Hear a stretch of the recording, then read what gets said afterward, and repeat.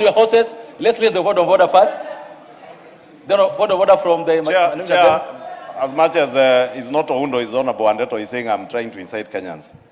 You know, I would never want to incite Kenyans at all for whatever reason. But I like to inform Kenyans so that even as we make decisions, because we are making decisions that are in the best interest of Kenyans. And you vote. Honorable Speaker, if you can protect me from this kind of immaturity members, from the member for we will listen to the Honorable Leader in silence. Then you will have your chance. The Honorable Wandeto, who is a very well-schooled person, said that I'm inciting Kenyans. Whereas all I was seeking to do is to inform Kenyans that it is okay, by the way, to reject this finance bill in its totality. But in the totality of that rejection, it is also important for us to inform Kenyans that there are certain tax reliefs that we are giving to them. Therefore, Honorable Wandeto, I have no business inciting you or inciting Kenyans against you. I want you to tell the people of Mukurweini, of Tetu, where the ones you represent, those who are tea farmers and coffee farmers, who have no privilege like myself and yourself to be able to access mortgages from big commercial banks like we do. They walk to their microfinance institution in Tetu or in Nyeri town. They access a mortgage facility there. I get a relief on my mortgage. You get a relief. You do not want the villager in your village to get a relief. Why would you be that unfair to your people? Why? Thank you. Why would you be that unfair? Thank you. Why? Thank you. Why, Wandeto? That's okay. I think order. I think all of us are entitled to our views, and there's nothing to be ashamed of our views. Honorable Oundo, go ahead. Chair, as much as this amendment is laudable, I need to ask the chair to expand it beyond what we have been provided here, probably in due time, to include circles and any other schemes that can be registered. But Honorable Speaker, this element of tokenism, and then you say you are doing a favors to Kenyans, this is undermining the intelligence of people of Kenya. This tokenism, if we had not taxed them so highly, housing, they will not even be bothered by this tokenism that we are providing here. Honorable Kagushia. Thank you, Honorable Speaker. You know, Honorable members, what I realize is that... Honorable members, I'm allowing this debate, not point of orders, but this debate because we are on second reading. So I would like to hear a debate, no point of orders anymore. Go ahead, Honorable Kagushia. Thank you, Honorable Speaker. What I have noticed and is what we have realized, there is a bit of lies and misleading information from this House, is that from the budget that we passed a budget where we are going to collect 3.6 trillion Kenya shillings this coming year. And the much we have collected this year is about 2.6 trillion. Honorable Speaker, we are projecting to collect a revenue of an extra 1 trillion Kenya shillings, but Majority Leader is here convincing Kenyans that we are not raising any funds through this finance bill. Honorable Speaker, that is misleading, and Kenyans need to know. Honorable Kagushia, we are talking about the new clause 22A. I would like to listen to you on that clause, please. It's called relevance. Thank you, Honorable Speaker. Yeah. What I'm trying to say is that the assertion that this finance bill, including the clause in question, is relieving Kenyans from taxes is untrue. Kenyans are going to be subjected to a tax to raise revenue up to 1 trillion Kenya shillings in the coming one. Thank you. Honorable Leader. Chair, the problem we are having here is that there is a mentality and belief that the finance bill is supposed to raise taxes only. Taxes only. It can also reduce. Chair, facts are facts, and facts are stubborn. Majority of our people in this country bank with microfinancing. And if they are given mortgage reliefs for those who are borrowing from microfinances, and you are here opposing it, with the mentality that a finance bill should only raise taxes, it should not reduce, then you're in the wrong place. Thank you. You're in the wrong place. Thank you. Honorable Muchomba. Honorable Muchomba. I've given you the mic, so just be patient, you're going to get it.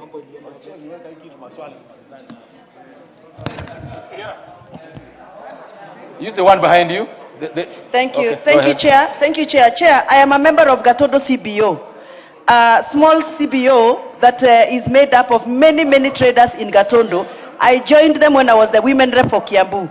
Chair, the last AGM we did, we wanted to make sure that every member who is a normal trader in Gatondo, in the market, Gatondo Modern Market, affords a house in Mwihoko, in Juja, through our own small scheme.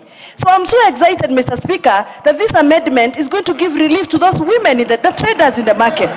It is absurd that somebody who is elected by members, like Honorable Adeto, can actually stand in the House and say that such women should not be given such a relief. Thank you. Mr. Speaker. All members, we must decide this either way. I therefore put the question that order. This will be decided either way. I now put the question that the new clause 22A be read a second time. Will have another opinion say aye? Aye. Will have another opinion say nay? Nay. Ayes have it. All members, I propose the question that the new clause 22A be part of the bill. I now put the question that the new clause 22A be part of the bill. Will have another opinion say aye? Aye. Will have another opinion say nay? Ayes have it. The honorable member from Kisii. I'm not able to get the name. The honorable Mayaka. What is out of order? No, Chair, you know we are not. Our voices are not as loud as our male colleagues. You got the mic now, so go ahead with your point. So Chair, I just wanted to add my voice to this particular clause because it's very important.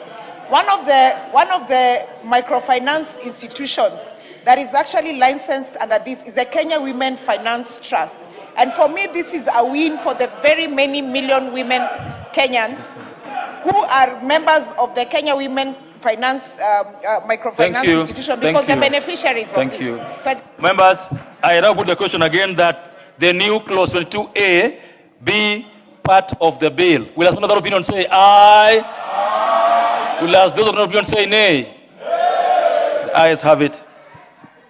Provisions relating to the Value Added Tax Act, Cap 476, Clause 25. Members, I propose the question that Clause 25 be part of the bill. Because there are no amendments, I put the question that Clause 25 be part of the bill. As one of that opinion say aye? Aye. As one of that opinion say nay? Ayes have it. Clause 26. I propose the question that Clause 26 be part of the bill. Chairperson, Clause 26. Honorable Chairperson, I beg to move that Clause 26 be amended as per the order paper. Honorable Chair, there has been a big shift in how businesses are employing employees. So what you find is that most establishments would outsource the service of the staffing of their staff on a chair. And so what that meant is if I have a business that I employ 1,000 people that work at QuickMart, so I will pay my staff their salaries, and then QuickMart will reimburse me, will pay me. So what KRA did was go to those particular businesses and say, because you have received this, then you should charge VAT.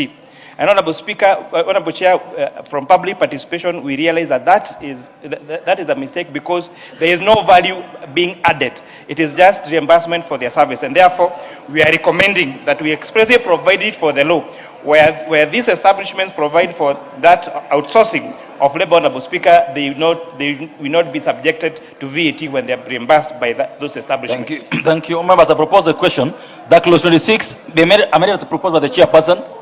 I put the question that Clause 26 be amended as proposed by the Chairperson of the Finance Committee. As many other opinions say aye. Aye. As many other opinions say nay. Aye. The ayes have it. I now put the question that Clause 26 as amended be part of the bill. Will as many other opinions say aye? Aye. Will have those opinions say nay? Nay. The ayes have it. Clause 27. Members, I propose the question that Clause 27 be part of the bill. Chair. Clause 27. Honorable Chair, it's the leader of majority who is consulting on a particular matter. Honorable Speaker, I beg to move that clause 27 be amended as per the order paper. This Honorable Chair is correcting a cross-referencing error where subsection 2 has been referred as subsection 1. So it's a correction, just cleaning up.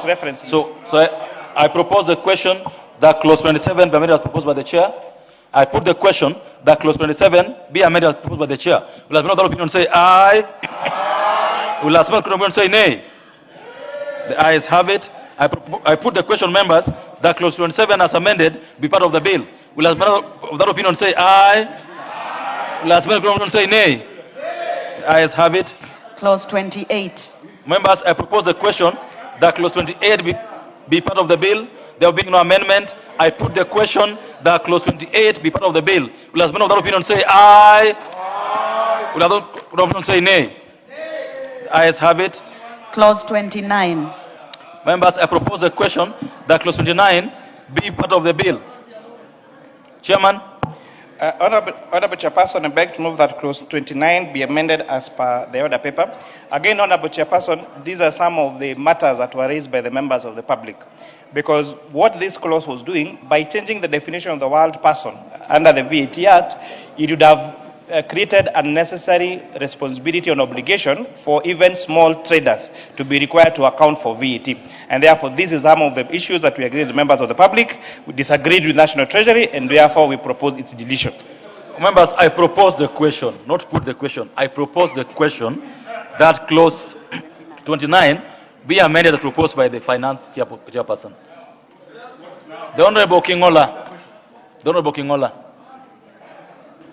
Thank you, Mr. Speaker. As much as I agree with the chairman finance, when I looked at clause 29, Mr. Speaker, I wonder why each committee have to introduce such draconian measures to common mwananchi. If you look at that clause, it was proposing that every person who does any business should provide an invoice. And I was wondering, at what point will Mama Mboga, Boda Bodas, and those small-scale entrepreneurs do that? So, Mr. Speaker, Mr. Chairman, we should not be doing such things just to make Kenyans look like the government is minding them. Yet, it is something which is being brought here to incite or, in fact, look like they are bribing Kenyans. Okay, the Honorable Majority, what is out of order? Honorable Speaker, it is important that we be honest with Kenyans and be very sincere in our engagements. Because the bill I am holding here, and I actually want to challenge, and I will volunteer my copy of the bill to Honorable Makau. Show us where in this bill the things you are alleging are about invoices are. It is okay to say things in Mavoko, but not here, honestly. You can't allege things that are not in the bill that are there. And if anything, the chair has also clarified that even what was provided for in the bill in terms of a registered person, the definition of a registered person, he has simplified it and corrected it. Don't use this floor to try and score cheap points. The Honorable Kingola, where are the invoices in the bill? Thank you, Mr. Speaker. I have the bill. Read here. Clause 29.2. This clause proposes to require the issuance of an invoice by every person who supplies goods. And of course, I was trying to say this will be very difficult for all small suppliers such as Mamamboga, motorbike drivers. That's what it is. It is not. No. It's in the bill. It is in the bill. The Honorable Undo, sit down. The Honorable Undo, take your seat. The Honorable Mukuni, take your seat. The Honorable Kingola, read for me in clause 29 where the invoices of supply are. That's what I asked you to do. The Honorable, give it. Order. Mr. Speaker, Mr. Chairman, look at clause 29.2. You can read, Mr. Chairman. Read. Order. I asked Honorable Kingola to read. Honorable Kingola, read that bill. Order. The Honorable Zambia, order.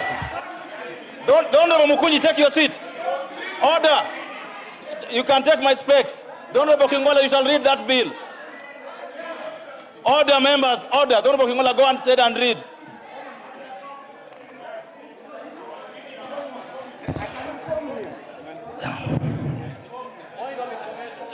Go ahead. Thank you, Mr. Chairman. I'm going to read it. Clause 29, number 2, an invoice showing an amount of that purports to be tax shall only be issued in respect of